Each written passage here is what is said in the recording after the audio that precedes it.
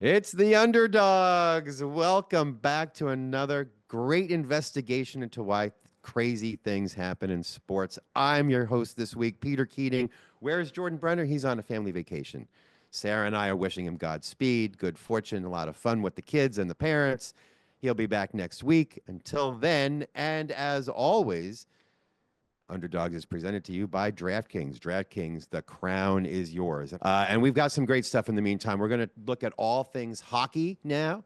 And a little bit later on, we're going to take our first dive this season into women's college basketball. So, first, I would really happy to welcome Peter Baugh, New York based writer for The Athletic and a reporter about all things hockey. And we're going to talk some NHL. But before we even get to the NHL, we're right on the cusp of a big U.S. Canada final showdown face-off in this whole nations thing. That this nation thing, which seems to have this thing seems to have taken off, and I think coinciding with the snooze fest or giant distraction or just whatever low-rated spectacle, whatever words you want to use for the NBA All-Star Weekend. This four-nation face-off has seemed to really spark some interest. So first of all, welcome, Peter. And tell us what we should make, if anything, going forward of this cool kind of four nations face off. Yeah, it's great to be here, and I appreciate you having me. And I think the Four Nations face-off is just a reminder of how much people love best on best international hockey. The NHL hasn't sent players to the previous two Winter Olympics. And I think you're seeing this is almost a reaction to that, showing how much fans value that hockey. And it's kind of one of the entry points for more casual sports fans to get into hockey. A lot of international hockey is where a lot of those fans kind of find their way in. So I think that it's been a huge win for the NHL, a huge win for hockey, and a reminder that people like best on best hockey, and that these next Olympics should be really fun. It's going to be exciting to have that again at the highest level of sport, and this is kind of a good appetizer for that. So I think the tournament's been a huge success, and that I've enjoyed watching it. The hockey's been of high quality. There've been some great moments, and now you've got two teams with a ton of star players going head to head on Thursday night for the final.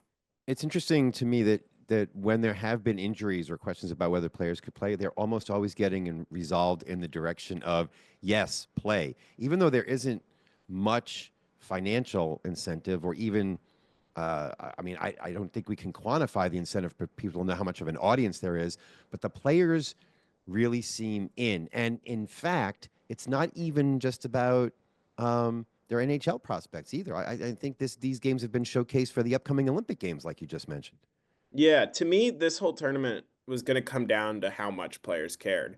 And what we've seen is that it's not only been fans who've been craving best on best international hockey, it's the players too. Like every game, these guys have really cared. Even teams that apparently appeared overmatched. You look at like the Finland US game. I know it got away from the Finns in the third, but it was a the Finns scored first, I think had the lead at first intermission and were only down a goal at second intermission. Like there's a lot of these players take a lot of pride in international competition, and that was predictable that they would in this tournament. But I think the level, I was talking to a player yesterday, not a player at the tournament, but just about how he was like, I knew it would be that people would care, but I was surprised at just how much they like the intensity, the physicality, all of that is there.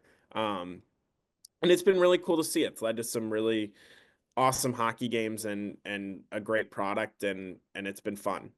Well, that's a cool takeaway that I think fans are always interested in best on best to the point where fans will invest in spectacles of former greatest of all times or people athletes they thought were the best and would love to see again. Whether it's Tiger versus Phil, whether it's Mike Tyson climbing into the ring, or whether it's these pretty amazing athletic displays that we've seen the past week. Let's get into some HL questions that I have. This is our chance to go through some of the interesting ways that teams and players line up versus how we might expect them to statistically. So let me run a few team questions by you. Um, I liked Carolina before the start of the season. I always liked Carolina, but that's because I'm coming at this, other than my Rangers fandom, I come at this, analytically. And Carolina always dominates possession stats, right? They're built to possess the puck, and the old argument goes, to score, you need to shoot. To shoot, you need to have the puck.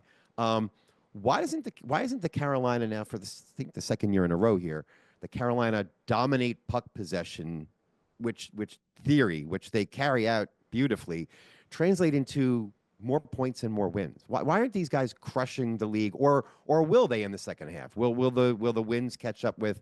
I mean, they're not having a bad season, right? I mean, they're plus 30 in goals. They're second in the Metropolitan Division, but could they be even better, and will they be even better in the second half?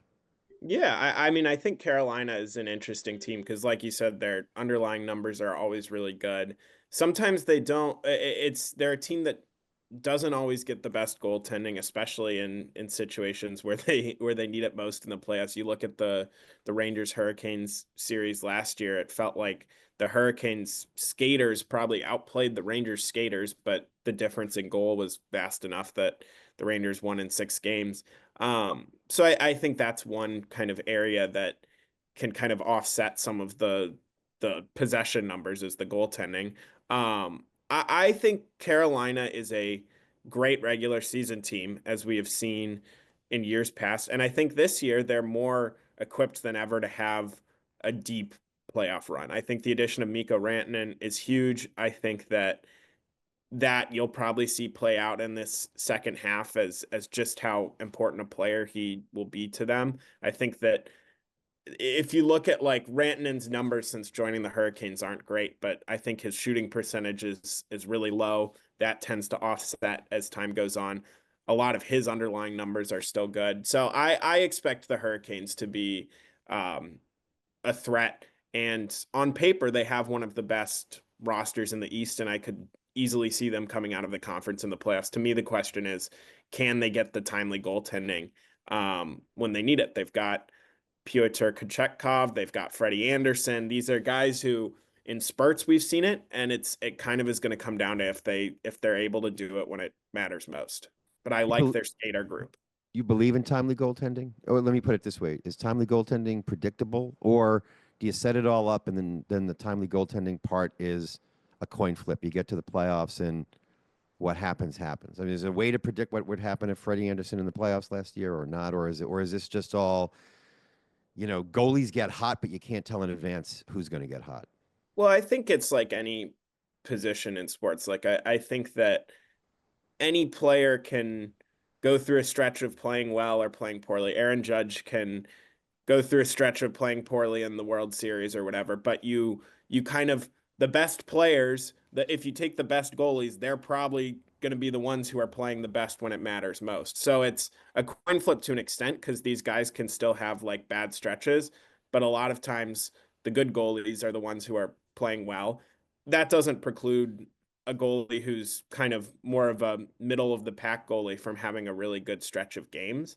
I think we've seen that in previous postseason runs, but I don't, and I do believe that hockey is at the point where you don't. This is a take that I don't know if every hockey person agrees with, but I think you can win with just okay goaltending. Your skating group just has to be to make up for it. And Carolina is kind of a team trying to do that. I think you've seen teams do that in the past. That I covered the Colorado Avalanche when they won the Stanley Cup in 2022.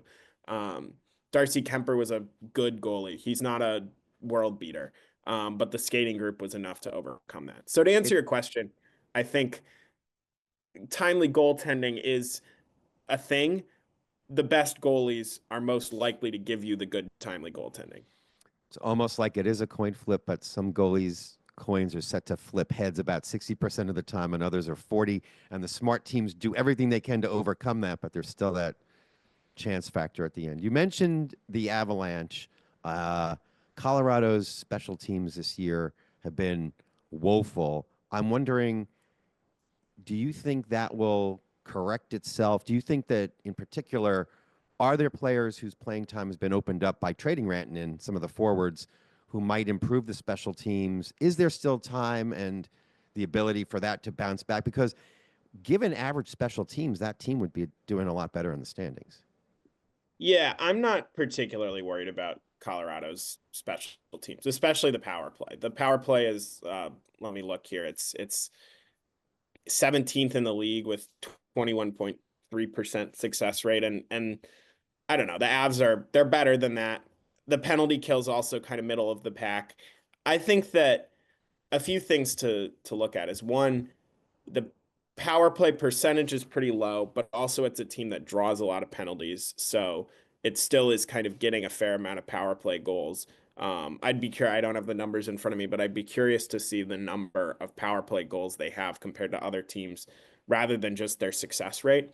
And I also just don't have a ton of I remember when the Rangers were out in Colorado in January, and I was talking to someone there, and they mentioned like the power play's been a struggle this year. Like we got to get that going. And I was just like, they've got good players and they will figure that out to me. I'm not overly concerned about that. And the penalty kill, I don't know if it's going to be the best penalty kill in the league, but I think it's good enough to be a pretty good one, a top 12 maybe. I think recently, if I am remembering correctly, heading into the break, it was playing pretty well.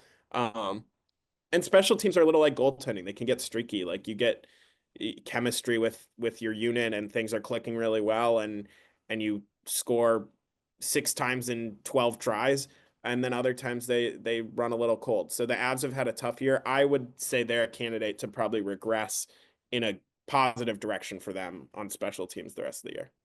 Okay, we only have a few minutes left, so I'm going to try to get yes, no answers out of you for a Okay. couple of hometown questions. Okay, I'm talking to you from New Jersey. Are we going to see Simone Nemec in Jersey and a productive player before the end of the season, or is he going to be buried in Utica and keep all that talent locked away in the minor leagues? I think he'll get games this year. I think that it's an interesting situation because it's a team that, because of free agency, has a pretty deep decor, and they want him to get playing time and develop. But I would say, well, there'll be opportunity for him at some point this year. I don't know if he'll be in the playoff lineup, but I would say he'll probably play this year. Are Rangers just too old? Did the core just get really old really fast, or is there some lightning left in the Rangers bottle? Yeah, I mean, I think they're kind of in the process of this roster reset. I think they might be able to make the playoffs this year. They're within striking distance, and JT Miller's a big addition.